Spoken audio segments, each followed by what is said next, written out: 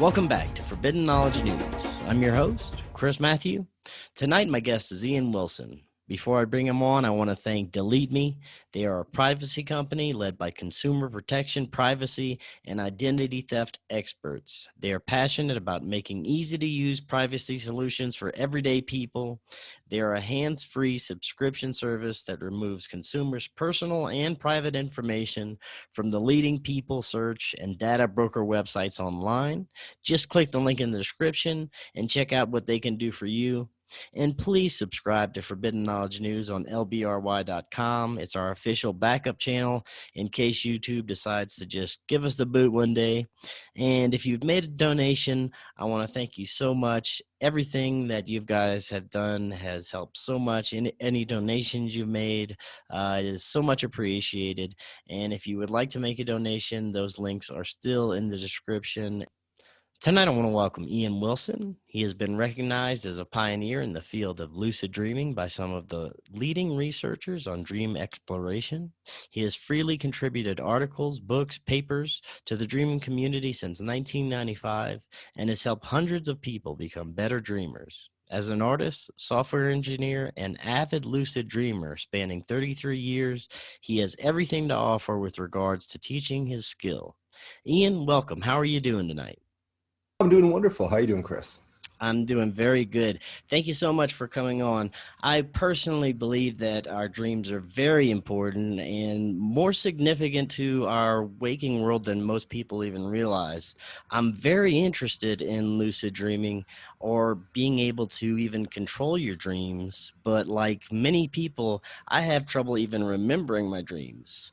Yeah, But that's luckily, we have folks like yourself here to help us understand our dreams and even learn how to lucid dream and create our own dream reality, if you want to call it. First, I'd love to hear what got you interested and started, lucid dreaming and interested in dreams in general. well, I lucked out because when I was 8 years old, I watched a movie called Star Wars, and I think we're all familiar with that. And that was some 40 years ago. And as a little boy, I always wanted to be in the movies. I didn't want to just watch it on a 2D screen, but we didn't have VR, we didn't have the stuff that we have today. So as a kid, you have imagination, right? But I lucked out because I went to bed one night after watching the show, and I closed my eyes. And when we go to sleep, we shift from our waking state, and our focus shifts into the dream state. And as that happens, we go through a state known as hypnagogia, or REM replay is what I call it. And what happens is we start to see things from the day kind of emerge as the dream emerges. It becomes visual and eventually audible, and then it becomes the dream, right? So as a kid, I was seeing Star Wars kind of playing in high fidelity graphics in my mind. And I was like, wow, this is like the movie. And the next thing I fall asleep and I have a dream that's an interactive replay of Star Wars, where I'm now in this 3D environment that dreams offer. And it was interactive, and it was like exactly what I wished for. So I woke up and I was just like, I didn't know any of it back then. I just knew that somehow I wishing and wanting to do that and paying attention to whatever it was. So I started exploring that just by watching cartoons and fun things that I love to go to sleep. And I would think about it, and I started to see it become visual as I was falling asleep. And the next thing I know, I'd have a dream about it. So when I was young, from 8 all the way up to about 15, I was having basically dreams, not all, of course, but they were based on influences from our waking life. And it's, we all know, like, say people, if you have a friend, you want to watch a horror movie, and they'll say, what? No, I don't want to watch it. It's going to give me nightmares. So we know things from our waking life will come back and replay in our dreams. So why not tap into that? Right? That's the first step of active dreaming. So I've kind of been into active dreaming since I was 8. But then I got into the lucid dreaming, thankfully, by coming across an Omni magazine written by Dr. Stefan LaBerge. And he's been around for a very long time, and he's one of the pioneers in lucid dreaming. A lot of the things that are out on the internet are actually derivatives of his work. So he founded the Lucidity Institute, and I got very lucky. And an Omni magazine wrote an article called Power Trips, Controlling Your Dreams. I was 15 at the time. That was back in 1987. And he talked about being self-aware or conscious in your dreams. So lucid dreaming is what we know that to be. And geez, my dreams were pretty darn amazing to begin with. So I thought, I haven't done that yet. So how can I do that? And he didn't give a lot of instruction. So, but I was so thrilled by the idea that it could be done. It just happened. It happened naturally. And about 2 days later, I had my first lucid dream, and it was just like waking up, like being in a totally interactive reality, because now the fidelity of the dream, the interactive nature of it was just like being awake. So it was like amazing. And so what did I do? I flew, I had fun. So that woke me up, and I said, okay, I'm never going to stop dreaming this way again. That was like having a second life experience. And so because I didn't have any books at the time or anything like that, I had to really slug it out on my own. but I noticed that things I could do in my day was improving my dream content. So I just went on and started doing a lot of self-exploration to improve my dream quality, because there was things that I call noise, like I couldn't read in my dreams. Things sometimes would be hallucinatory. And so I started working with awareness during the day while I was at school, and just kept cleaning up house until it got really good. So I've been doing it almost every night for 33 years, and it's been a blast. It's a lot of time spent in the dream time. That sounds very cool. Now, from your perspective, why do we dream, and kind of define, what it is that we're doing when we're dreaming? Is it our brain just processing our day, or can we actually access realms outside of ourselves, or is it a different type of reality?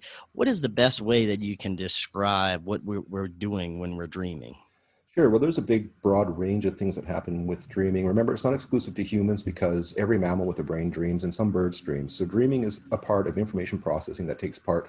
If we look at it from a neuroscientific perspective, it's part of our cognitive development. That's why a lot of children, as they're growing up, dream a lot more than when they become an adult, when their brain hardens, and we see a massive decline in dream recall and those kind of things. And the reason for it, because dreams with a big part of it is memory replay. So yes, from our waking life, our mind has to consolidate experience into long-term memory, and our dreams present what-if scenarios for us to do things like problem solve, work with creativity, and all these things are helping the mind kind of map out and learn, right? So it does serve a role in long-term memory consolidation. We call that replay. We have episodic, semantic, spatial, and sensory replay. But there's other things in the dream experience when you start getting into the semantic part, which can be very creative. We know that not everything we're going to dream is going to be derived from our waking life. Some of that can be from our belief systems. So if we have a certain way of believing about certain things, if you think about the dream experience as just a canvas, you close your eyes, you've got a blank canvas, and what are you going to paint that with? That's going to be your thoughts and your experiences from your waking life, and also what describes you as a person and your personality. So in that, you can have a big, broad range of the dream experience. And so we know that people bring in their religious practices, their spiritual practices, their occult practices, and that's all a very cultural human thing to do. Dogs and cats don't do it, and whales don't do it. But there is certainly information that we are parsing in that state that can be quite interesting and self-edifying, that you can have epiphanies that otherwise your mind, while you're awake, there's just too much noise, you're under the pressure of anxiety and stress, and you're not having that clarity. And that's where things like problem solving and insights can come in from yourself. So, it's a very vast part of us. They call it the inner cosmos. Like neuronauts are always exploring their inner cosmos. And I definitely would say it's like having a second reality to parse and experience that can be as real, if not even more real than your waking life, depending on how good you are at it. Sorry, I was muted there. Do you believe that we actually have this collective type of consciousness, and that we can actually interact with that in our dream states? Yeah, and that kind of derives itself from Carl Jung's work, right? So when Carl was working with his patients, he was noticing that there were archetypes from people that would have same dream patterns or themes, but they'd be from different parts of the world, which he couldn't explain, because one of the census with dreaming is that it's subjective. So why would they be having similar things emerge in the dream content? But that again is an issue of, some people will say yes and some people will say no. But for myself, yeah, there's definitely something in that, that there's some information that seems to be there that kind of connects us to something else or some other. I mean, people can have deja vu linked to dreams, for example. You have a deja vu and you have an experience that's completely brand new. You've never been there before. And all of a sudden you're wondering, well, where did this come from? But you get this amnesic trigger and you kind of remember, did I dream this? Or some people get more into that. So there's that kind of link there. But of course, right now, there's not a lot of people that would accept that. But I've had that experience. I know a lot of people that have had that experience, and that's an interesting part of that. Considering everything that we dream is happening in the brain, we see the research that is done on it. A lot of it comes back down to the hippocampus, and I know there's been some studies that look at the possibility of place cells and time cells and patterning that was done in mice that were showing that the mice somehow seem to have a pattern that would form in the hippocampus that would link to something that they would do later on in the day. So, there is some potential scientific evidence that could link that further, but it's pretty much a area that's gray for a lot of academics and things like that. But it's something that I think is interesting, because you'll know if you had it. When you have a direct experience, you had it, and there you go. Right. It's Now you mentioned deja vu, and I've had a lot of deja vu experiences that seem somehow linked to my dreams in some way. Could you talk a little bit more about that and how it's linked to dreams? Well, that's a very, deep part of the dreaming experience. But I mean, when you have a deja vu linked to a dream, it can come in a lot of different formats. Like most people will have an amnesic relationship with that because the vast majority of people simply don't engage their dreams. So we have 3 to 5 each night. Doesn't mean everyone knows how to. And the other problem with dreaming is it's atrophic. So without stimulation or development, if you don't remember your dreams or make an effort, we actually develop neural pathways and neurons that are processing that information. And if we don't, it goes into stunted development. So you'll stop remembering dreams of maybe one a week or one a month or never again. So of course, most people are amnesic when it comes to the dreaming practice. And but when you start to have more time there and more information to parse, that'll start to surface a little bit more. And it comes in various formats as well, from symbolic, where it can be characters in the dream, but not exactly the setting. But then you may have never met that character, and all of a sudden you go, wait a second, that's that person from that symbolic dream. And then it can also be literal, where it's just like this conversation right now, and it can be third person. So there's some interesting stuff that's there with that particular thing. As to why that is, I mean, that's I guess it goes deeper down the rabbit hole. Yeah, and I mentioned in my intro, and you talked about just now how people don't remember their dreams. I remember when I was a kid, I used to remember my dreams all the time. It That's seemed right.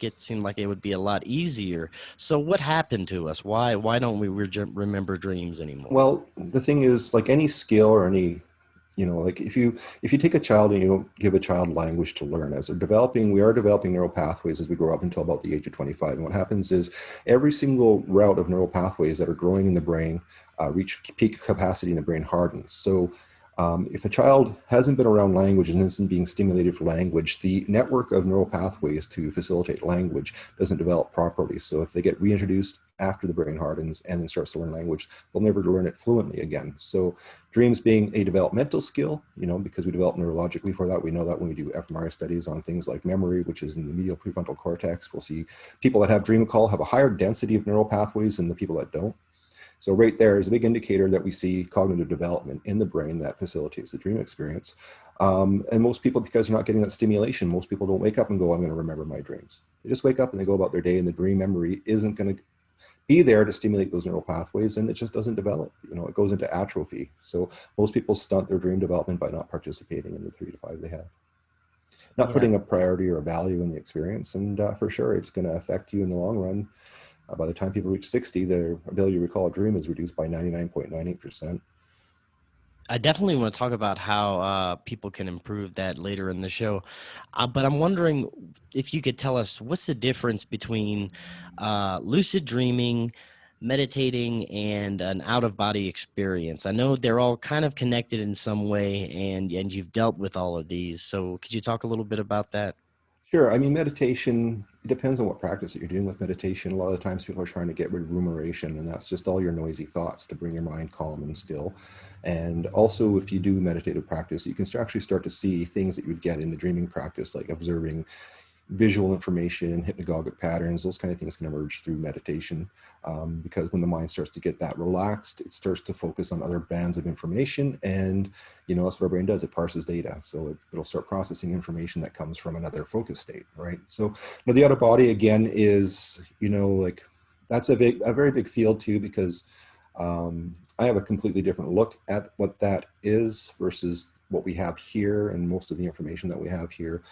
But the out-of-body experience and the dream state are both similar in the fact that we are rendering information that yields an experience. But as far as the, if we want to go really, really deep, is that, we're not actually going out of body in that context that we think.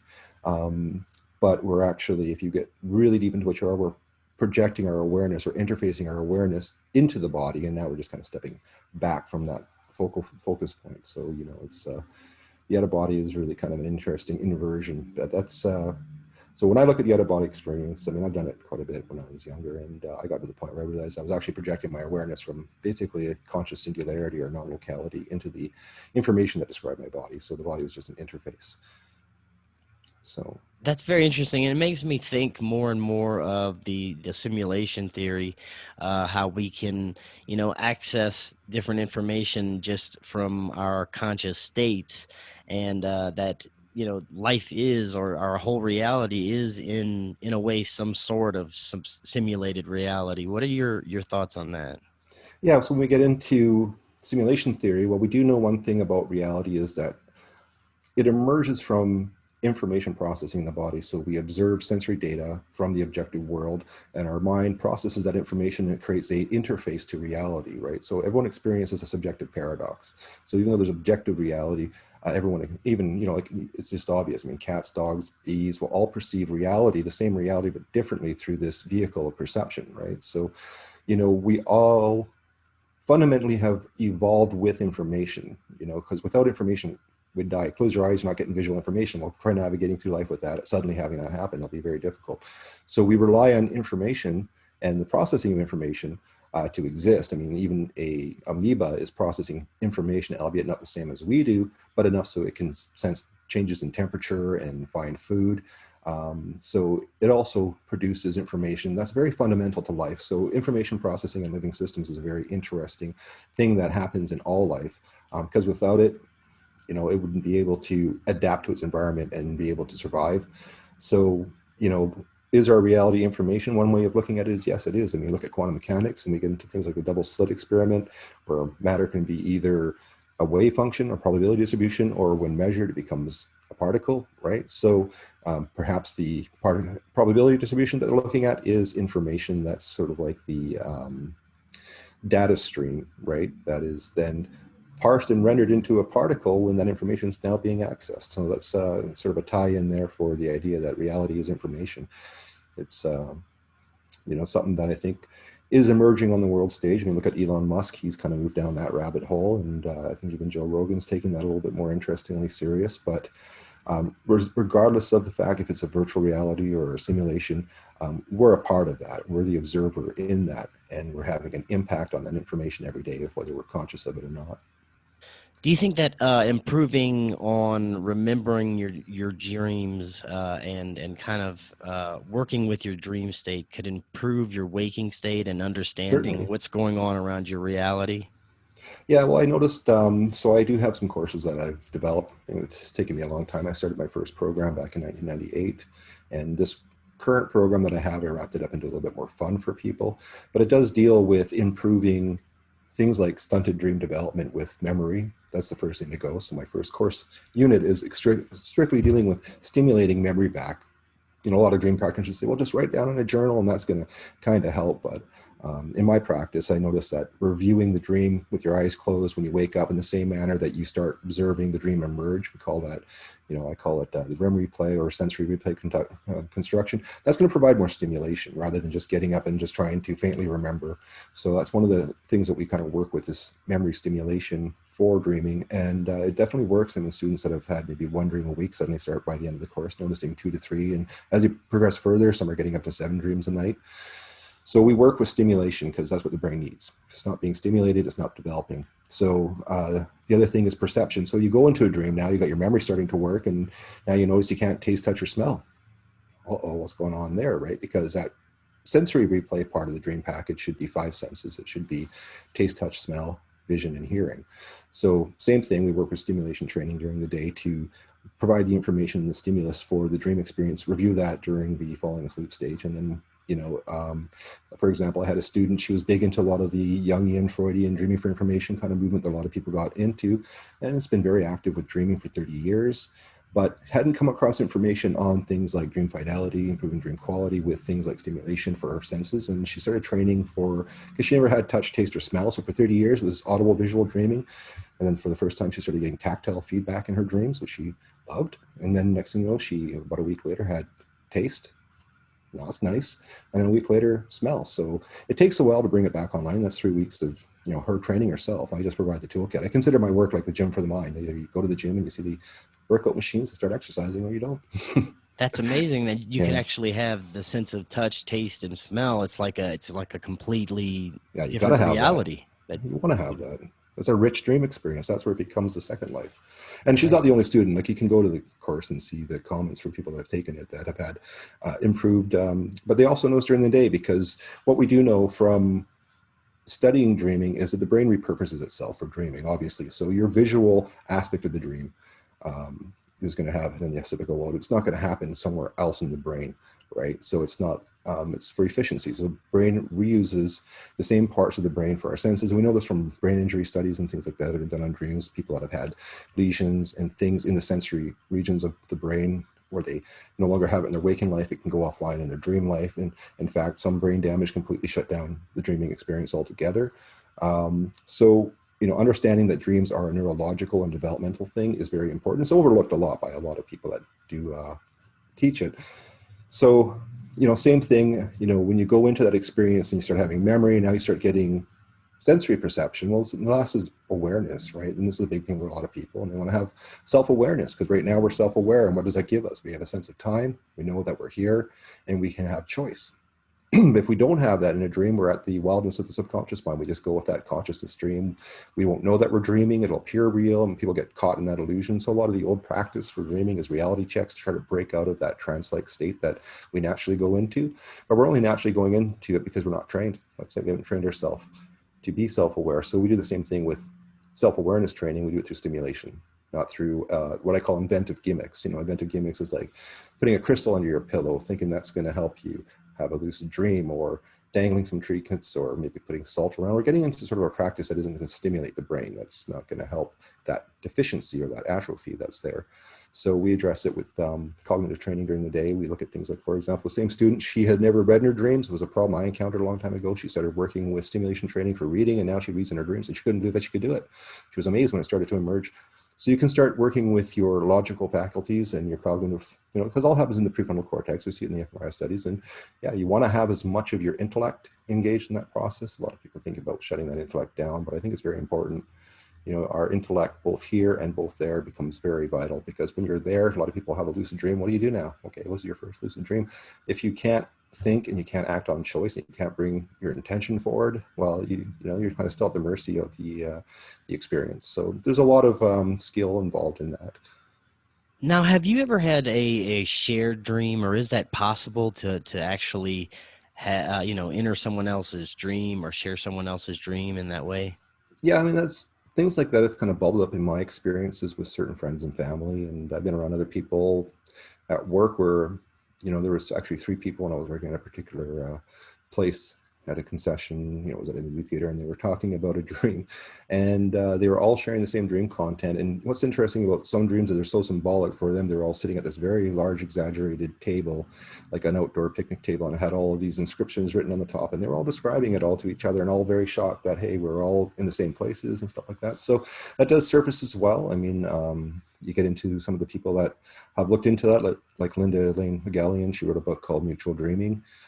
So that does surface in people's experiences, and it is very interesting. It's surfaced in mine as well, but it's a hard thing to, validate, because we don't have a way of measuring internal dream information yet, although they're working on that in Japan, where they are starting to use fMRI and artificial intelligence to start to deconstruct how the brain is forming images that may actually lead to externalizing dream content. And I think that'll be an amazing eye opener for a lot of people, because now what was subjective could be objective, whether that's ethically right or not. Trust me, they're working on it. Now, I've had guests on that have claimed to, during their dream states, have interactions with other intelligences or consciousness. Is this something you've ever experienced? Have you ever interacted with something that you think is definitely outside of yourself, or a different type of intelligence? Yeah, I mean, that will come. I mean, when you look at a lot of the things that we do in our dreams, you'll find, that the characters that we'll encounter as dream characters seem to act on their own intelligence. Like, it's an interesting thing. So you can engage in role play with them, and they'll just be like talking to you and me at the same time. Like, they seem to have their own life, their own intelligence. But if you go deeper into that particular band, we start getting a little bit out of the dreaming part of it. Yeah, you get into, for example, people that encounter the being of light. that kind of thing will come up quite often. You'll start getting into these deeper layers and come across something that's very knowledgeable about them, very knowledgeable about a lot of things. So, there's that particular element in that experience, but that starts getting into a lot of the deeper parts. And of course, I've encountered that. So, the being of light thing has definitely been something that has come across my table more than once. Could you talk a little bit more about that? That's fascinating because, I've had a meditative experience where I've come into contact with something that seemed intelligent. So what type of being of light have you experienced? Well, that's another deep part of the rabbit hole. But so the being of light, uh, it's very complicated because it's actually an aspect of yourself. It's kind of like we talk about, if you look at what we're doing here in the human experience, gathering all these experiences, the intensity, the enduring nature, it has an evolutionary quality that is taking us to this end game of our evolutionary path where we go from, well, I have to reveal a lot of secrets on this one. So when we start here, we're not necessarily that. We're kind of like very dimly lit, fragments of something bigger. And through this, going through what we're doing here, the pressure, like I'll put it this way, a coal doesn't become a diamond without pressure, right? So we don't evolve if we don't have a certain amount of pressure. And so that being of light, quite often you'll find is just yourself. And a lot of people that go deep into that practice, a lot of people will first, because of cultural belief here, will think it's God and go, ooh, I'm talking to God because it's intelligent. And it'll play with you in that regards until you're ready to find out that it was actually just kind of like your higher self. Yeah, that's what I was just about to say. What some people would call their higher self. Yeah. So Yeah, that's the part of you that sits outside of the system, that is kind of projecting its awareness into you, you know. that is very, very interesting. Fascinating stuff. Now tell us about Dreaming for Gamers and, how this came about. Well, I have two websites. So Dreaming for Gamers is kind of like the mouth of the rabbit hole for a lot of people. So it's completely void of all the, the mysticism or these kind of things, because a lot of people just aren't ready for that kind of experience yet because they can barely have a dream. A lot of people suffer from stunted dream development. So a big part of my dreaming practice is just to have some fun, blow some steam, and be artistic about it because I am an artist. So I enjoy, just creating things. Dreaming is a creative process. So, we have a lot of experiences here that, if you look at it as paint for your dreams, like, what would you like to dream tonight? How can you go about having an active dream? Well, as an artist, if you ever get into studying art, well, you kind of sometimes need source material or reference to get started, so that's the first thing that I thought, I'm going to revamp my entire dreaming practice and make it completely based on skill alone. Here's the canvas of your mind. When you close your eyes, how do you paint that canvas? So, I thought it'd be fun when I was doing a revamp of my course to make it fun for people. So I made it effectively a dream art school. And, I don't know if it's coming up on the stream here because technology, but yeah, it's kind of getting another overlay, but whatever. That's the way it's going to work. It's the way it's going to work. But so, yeah, I mean, you don't want to just go and have a passive dream or be at the mercy of the wildness of your subconscious mind. You do want to get in the driver's seat eventually if you're going to engage it. So a big part of it is learning how to bootstrap the dream when you close your eyes at night. And we go through that naturally every night anyways, but becoming involved or participating in your own dreams, I mean, that's a real tough sell for people is, you participate in your own dreams, you're having them. But a lot of people, because of culture and because of information, haven't been taught. I had to self-teach. The vast majority of what I did was self-teaching for it. Um, is like, well, let's take all of that information and all that experience condensed from 33 years of, and plus I've done a lot of research into dream neuroscience and of course psychology, of course all the different practices that are out there, and so I carefully constructed a course that's going to help people actually stimulate the brain and get results with dreaming that can be fun.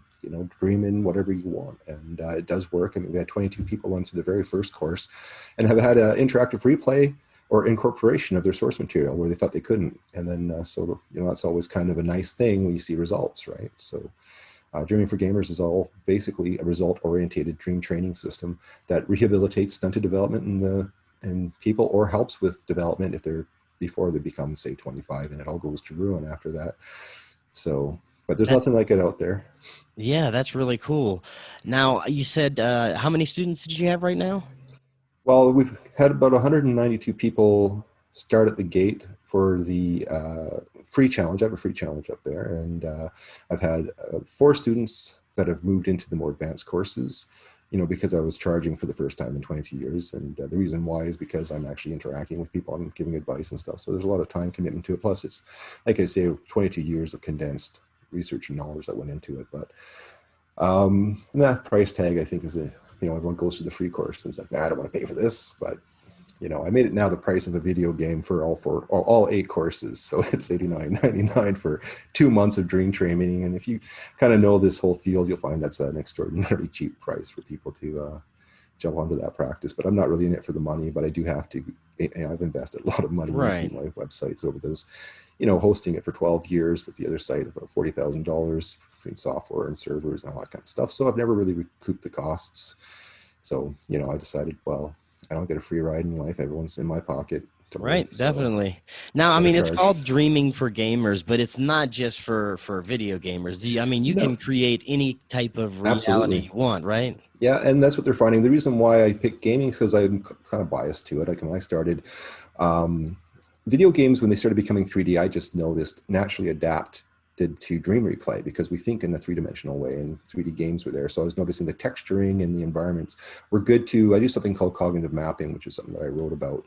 Um, yeah, I don't know if it will. Well, I guess we can kind of pull it up, so it's somewhat working. But yeah, I can kind of get into. So cognitive mapping is you're doing it right now. You're just not really that aware of it. We're not very meta or aware of our senses and our, that we're kind of floating autopilot a lot when we're going through our experiences, rather than thinking, okay, I'm going to really focus on this experience for dreaming and for dream replay. So we get into mapping out a lot of the stuff that we do from the day to create a payload for the dream replay process. So it can be a video game, it can be a movie, it can be a TV show, but it can also be a walk in the park, it can be a past memory, it can be a book or a novel.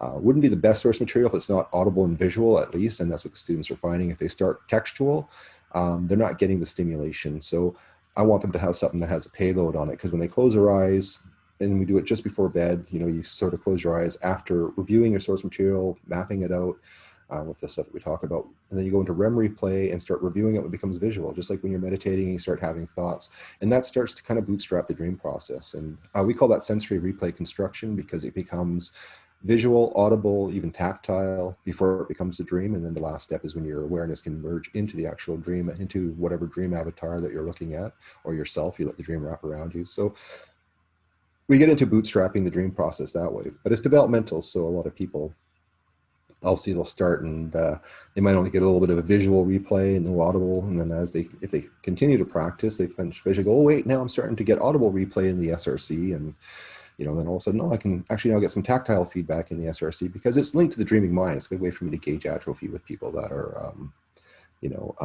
haven't been developing. So it really reflects first in the SRC and then next in the dream content. But I provide stimulation, you see. So now they're actively stimulating those regions of the brain while engaging the SRC. And then they start finding out, wow, my dreams are getting better and better. Right. Now, for people that just want to learn how to basically just start to remember their dreams again, what would be like one of the first or few steps to that process to be able to remember your dream? Well, again, like I said, it's an atrophic skill. So like going to the gym, you can go into the gym one day and think you're going to get all these exceptional results. And a lot of people go for this big payload when they take on, especially the dreaming practice, because there's a lot of misleading information about, do it in 3 easy steps, or, you can do it in 5 seconds, or all this is all BS, because it's neurological, right? There's a lot of development that has to take place, like in any skill. So with memory, it's really an issue of setting it up. So we do what's called a dream plan and a dream routine, and also having a dream workflow. So we break it down just like a professional artist. You're going to go in and start working on what your intention is, what you want to use as your source material. I don't tell people what to use for a source material, and they can have at it. Like some people have never played games before, and so they end up picking stuff that was not, say, a violent video game, but a very scenic exploration game in a very beautiful oceanic world, for example, was one person picked. I think it was called Into the Blue or something like that. I haven't played the game myself, but it's all, now there's dolphins and whales, and they're having awesome dreams where they're now, in these aquatic adventures with all the things that they like, and making their dreams fun. Like she says, this is the first time it's ever been fun. Like this is a real fun way to go about it. So as far as the source material goes, it can be anything, but you need that in the beginning if you haven't really engaged this practice, because it's usually just a blank screen you're looking at, and you're hoping something's going to happen. You know, people will sit there and just wait for something to happen, and sometimes you need to bootstrap that, give it a kick in the butt. So having a stimulated mind going into that, you'll find you'll get results quicker, and I'm all about the results. So, you know, that's why I laid it out that way. No, I've had a guest on that was giving lucid dreaming techniques, and he mentioned something like during the day, asking yourself if you're dreaming and doing some type of daytime test Yeah, to that's kind of the acclimate it. that's right. So that's now at least incorporating some training during the day, which is a little bit good because now you actually are working with your awareness during the day and you're kind of setting an intention in the day. But also for the quote unquote reality check, which is, you know, it's a training wheel for sure, because a reality check doesn't necessarily become necessary when you start having a lot of stimulation where your prefrontal cortex starts to come back online as well, right? So you naturally now become aware. And a good indication of that is when false awakening loops start to kick in a lot. That awareness is starting to engage in the dreaming process. But so for setting up intentions and reality checks during the day, it's good for that. But the problem is that you get kind of caught in the reality check trap, because the other thing, like my students were kind of catching on quickly, was like, well, wait a second, you know, they couldn't understand why the video game thing was a thing. And it was like, well, when you're in a dream, it's super realistic. Like most people, they think that it's reality until they wake up. They won't even question it because it's so real, right? That's the way we dream. But when you're suddenly now seeing, for example, I had a student that was using Fall Guys, which is this cartoon style game, and he wanted to test it out because he's never dreamt in cartoon. And he had an incorporation where he's having a super real dream. He's at the beach, doesn't know he's dreaming, and all of a sudden Fall Guy characters start running.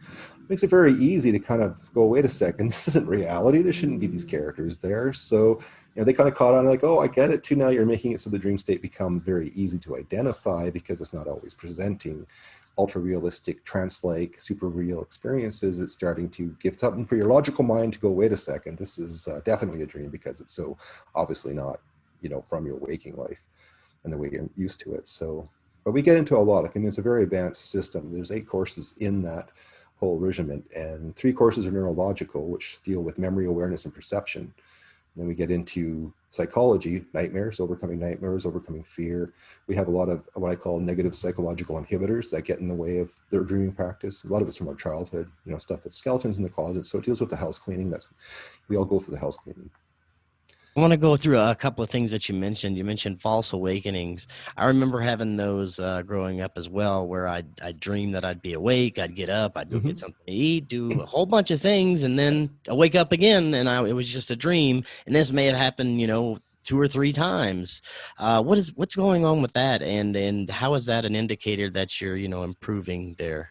Well, you know, well, if you latch onto that, you'll improve with it because you're now engaging in that stimulation it's providing. But for a lot of people, the false awakening loop does happen when activity in the prefrontal cortex kicks in. That's where your sense of self-awareness is, you know, being processed. So you have that sense of self-awareness. Well, it's the same thing with the dream state. If we look at fMRI research between a lucid dreamer and a non-lucid dreamer, there's a way more activity in the brain. You know, there's activity all across the mind where information is being utilized to present the dream experience. It's processing data, right?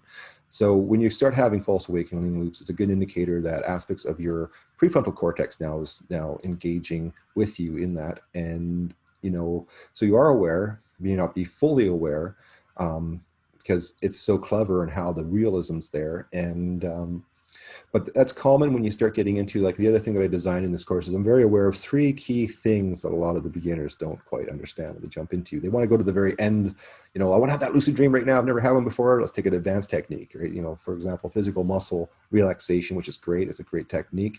Focus on a single point, and off the body starts to fall asleep while you're telling it to. But during that process, it's going to release GABA and glycine, which block neurotransmission to your muscles, invoking sleeper's paralysis.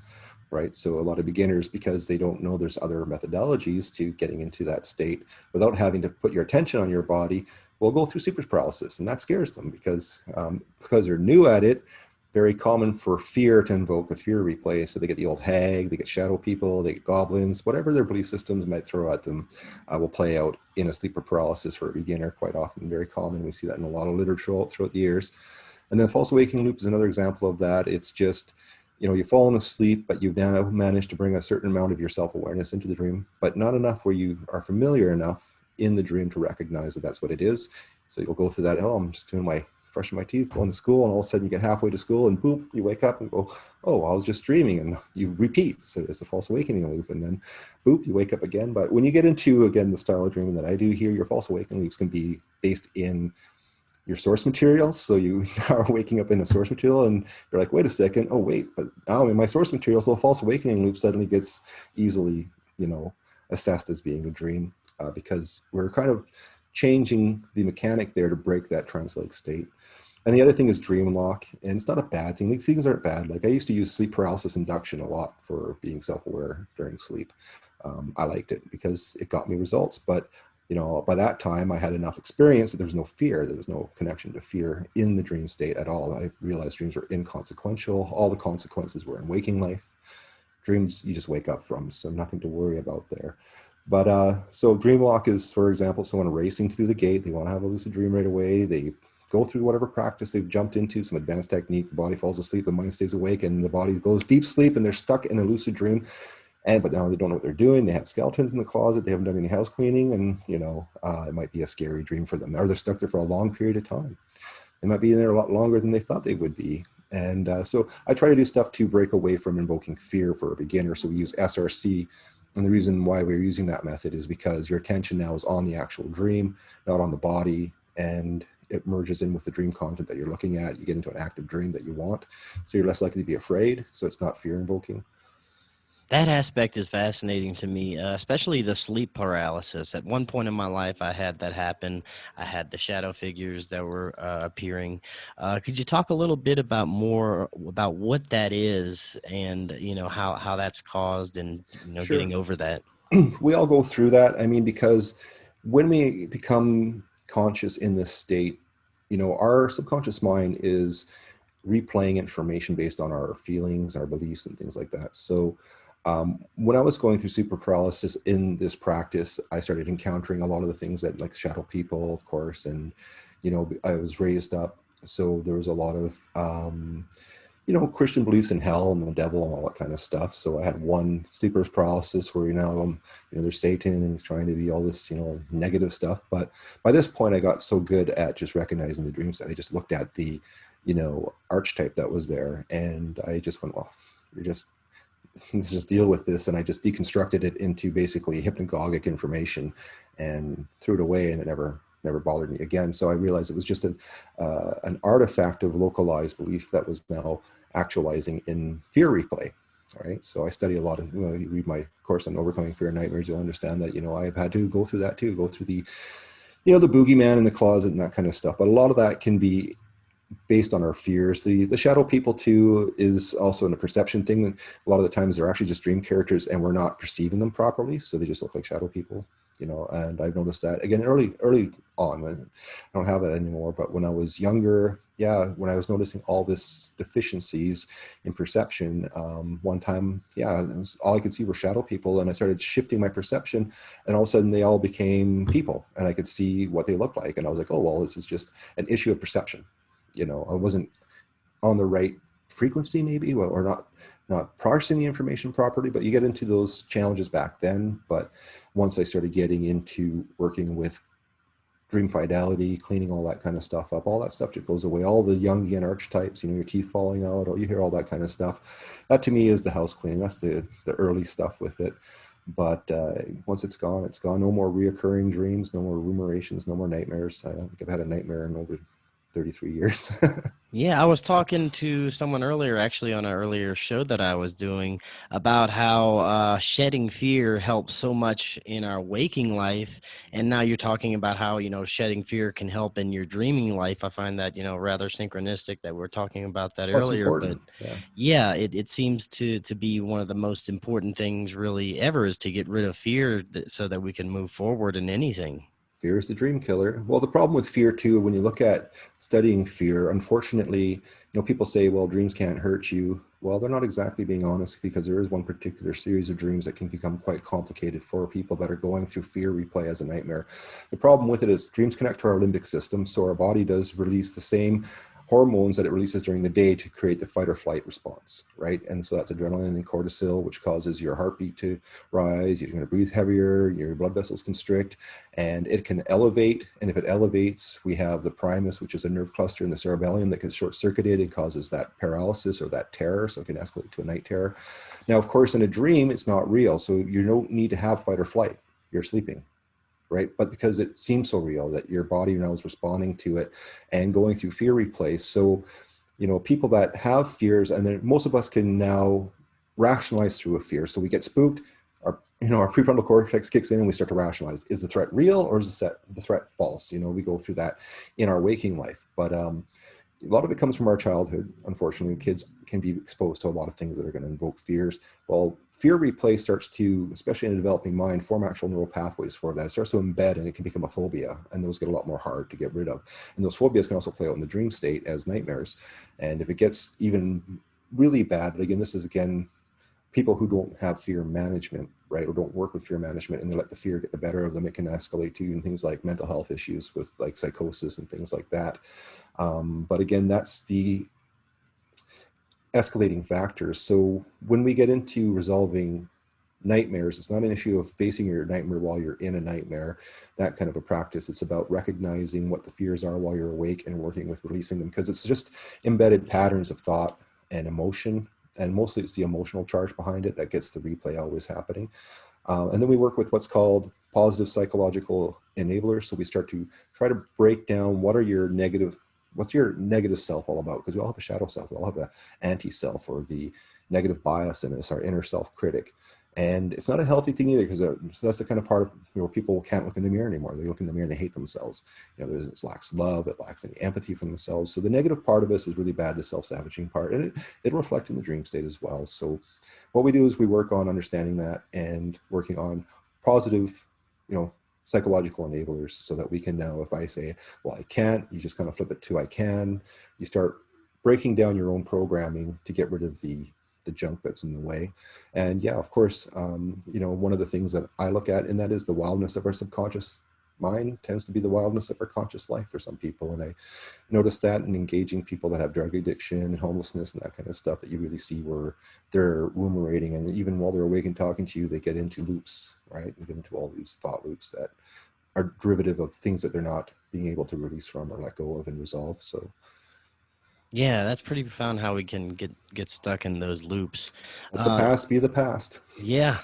Earlier you were talking about how someone was actually kind of trapped in this dream state, and how time is much different than we perceive it in our waking state. Mm-hmm. Talk about that. How did that occur? Is someone being trapped in a dream state for a long period of time? Well, I mean, it's no brainer that we have perception of time.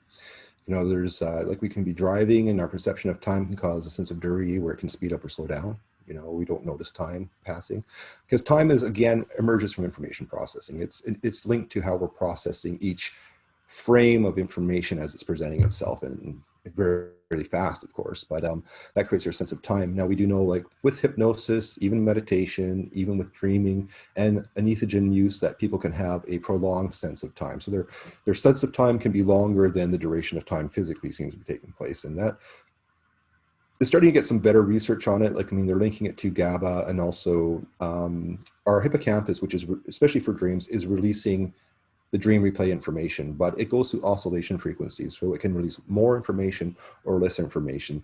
And depending on how we're now in that information, it may give us a stronger sense of more time or less time, depending on how much information that we're now, if we're aware of it, now we're involved in it. And I noticed, like with some of the dream students that I've had go through, where they all of a sudden notice dream information is going really fast, like it's like hyper speed. And that's probably because now they're starting to become more self-aware during non-REM, or when the oscillation frequencies in the hippocampus are changing.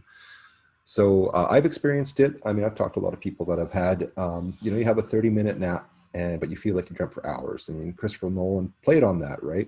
But that's tying into at least what I can see as things with the oscillation frequency in the hippocampus as it's releasing information for replay, as well as the effects of GABA. I mean, that's the only other thing. I mean, neuroscientists are looking at, I don't know if you ever came across an article where they wanted to get a drug that could make a prisoner feel like they were trapped in that prison for 1,000 years because of taking a pill that will affect perception of time. So I mean, there are catching on to that is an actual real thing. I mean, I see it a lot in a lot of articles that I read. I mean, I don't use drugs. Our stuff is entirely drug free, so we don't promote the use of entheogens or any drugs to stimulate dreaming. I've never used drugs for my practice. I only had one encounter because of a friend a long time ago with magic mushrooms. You know, wanted to say, well, hey, you're doing all this cool stuff with dreams, so you're going to have to get this. This is going to give you that kick. And all it did for me was it made my waking life a noisy dream. So I couldn't read, and all the stuff I was trying to clean up was like now presenting because of the entheogen. I'm like, no, this is going backwards for me. So, you know, a lot of people, because of a lot of, you know, Carlos Castaneda and the Art of Dreaming with the use of peyote and, and stuff like that, created a whole movement of people that wanted to explore entheogenic dreaming, which is fine. You can still have a trippy dream and get something out of it. But unfortunately, like Don Juan said, you didn't need the drugs. You can do it on your own. You don't need it. You know, birds don't need it. Mammals don't need it. But humans, well, we're funny. We'll do all sorts of interesting shortcuts. But if you study shortcuts in life, steroids, well, there's long-term consequences with short-term gains in this world. So, you know, I Right. just make sure my students are aware of that. Definitely. Now, would you say that the practice of remote viewing is linked to dreaming in any way? Well, again, you know, remote viewing is different. As you know, the U.S. military tumbled down that rabbit hole, and we had Ingo Swann, and of course, there's a lot of people that were involved with the Men Who Stare at Goats kind of branch of the U.S. military. So remote viewing isn't done via dreaming. It's done while you're awake. So what a remote viewer will do, will sit down with a piece of paper and will be given a set of coordinates. And what they're now doing is try to feel and sense information that's anchored to that. And what they'll do is usually work with a team of people that will then sit down and work with that. Now, there's different types of remote viewing, of course, because there's some that try to scry the future and see what's happening in the future, like the dreams that might be linked to deja rays, but they're doing that while they're awake. It's a different type of practice altogether, but it is an attention focusing, you know, using, you know, your awareness to try to get information that isn't being, but there's a lot of things that they do notice and they call it noise. You know, our remote viewers have to make sure that they're not just feeding off of their intellectual mind, feeding them, you know, assumptions and things like that. That's why they do it with more than one person in that practice. So, but that's that other part of us that, you know, I do think we have consciousness and self-awareness that it resides in non-locality, you know, another way of looking at it. You know, it goes back to the idea of a conscious singularity, like the universe started off as a singularity and then what, you know, expanded into a multiverse. And we're all part of that. We're all interconnected with that process. That's why we're here today. You know, You so think that that's singularity. also kind of connected to precognitive dreaming, where you'll have a dream and then it happens in the future? Yeah, and again, the thing is, like, you know, our understanding of time here is linear in the sense that that's how we move through our life. In you start looking into things like probability distributions, like, um, you know, I look at the future as a, would say possibly the fifth dimensional probability distribution, that there's not really a predeterministic, more like a choose your own adventure effect in our reality, that we are moving through a probability distribution. And it's quite likely if our universe is information, then all we're doing is parsing data like reading a book, you know, and that all time and all things are already there in this massive probability database that represents everything, the entire universe. And we're just nodes of awareness in that that are parsing experience from it, you know. Very cool. Now, I thought for the last few minutes we have that you could give us some of examples of your lucid dreaming experiences.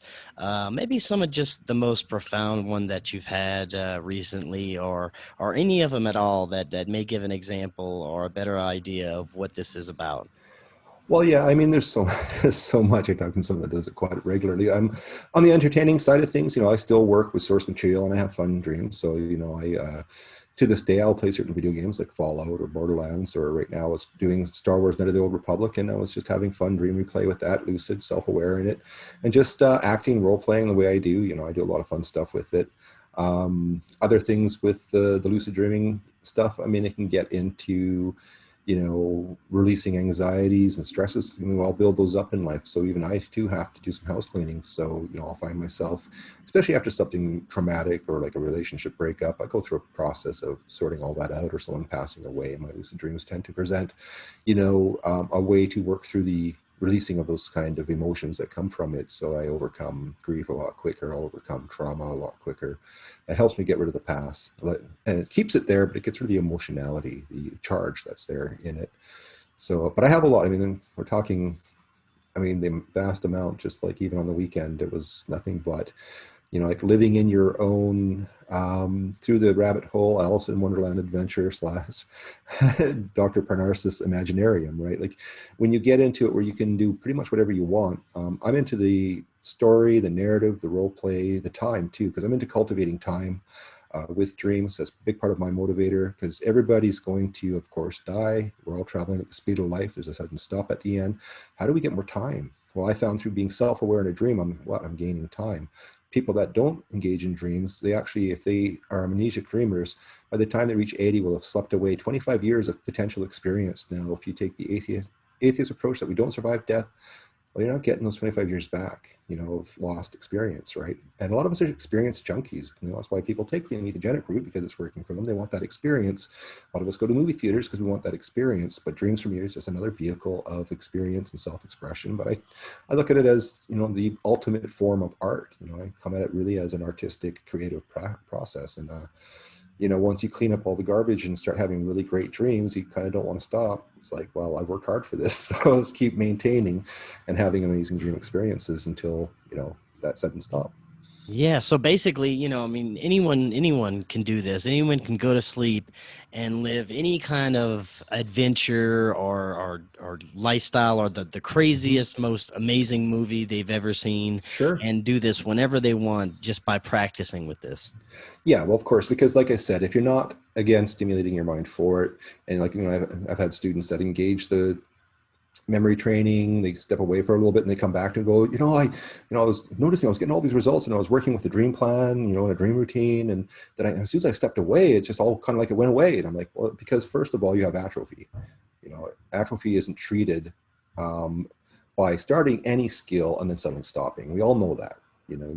I start playing the guitar this day, and you start making some progress. Well, you stop playing the guitar. Oh, I'm too busy. I don't want to go back to my guitar. Weeks later, you get back, and it just feels like you're starting over again, right? So it's like with any skill. So I tried to create a program that's going to get people to at least come back and keep stimulating and training.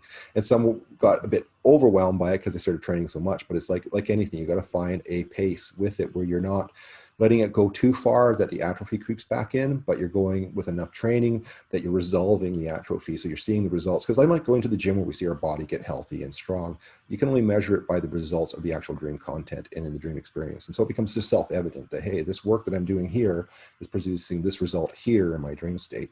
So, my students all say, get what you put into your dream experience, like you do with any skill in life. But it is trainable. The key is participation, like learning how to actually just participate in those 3 to 5 dreams. But unfortunately, depending on what age we are, it gets harder as we get older. I've had students in the 60 plus category. They've had to run the memory course twice, but they ran it twice because they saw results. But people that haven't maybe dreamt in 10 years or 20 years may find it a lot harder than somebody who's dreamt only once a week, right? Because we still have a foundation. We've all been dreaming since we're kids. And like you say, suddenly this little gift goes away. But the framework for dreaming is always there. It's just the part where it comes to us, our self-awareness, who we identify ourselves with, isn't getting that information. It's all in a state of amnesia. So it's overcoming that in that practice and gaining results. So yeah, everything we do is training. And the students that have advanced, I've had one student where they can work with any source material and then have a dream with it that night. And me, it takes me, sometimes I can, but I work with source material for like a week before I start getting what I call really good results with it. But then, I can be in that source material type dream and go, this is wrong, that's wrong. And I'll go back to the source material and I'll work on the information. And then I'll find that, oh, now it's being correct, because the subconscious mind's inventive. If it doesn't have data, it likes to invent it. And your dreams will be a good example of seeing that if you don't have the information that's there for the replay. So I collect data during the day, experiences during the day as paint for my dreams.